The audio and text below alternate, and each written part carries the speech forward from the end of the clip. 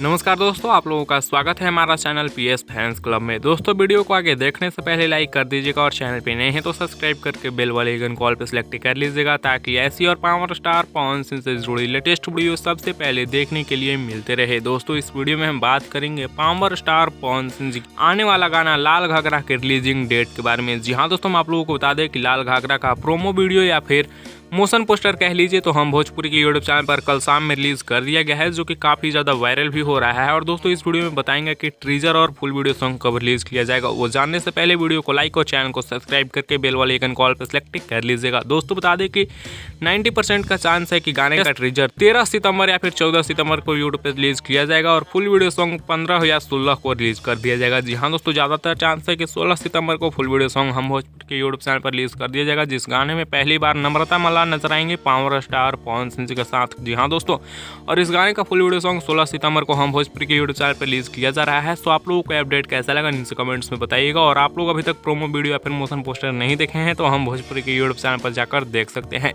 सो दोस्तों इस वीडियो में बस इतना ही, मिलते हैं आप लोगों से जल्द ही नेक्स्ट वीडियो में नए अपडेट के साथ। तब तक के लिए बने रहिए आप हमारे चैनल पीएस फैंस क्लब के साथ।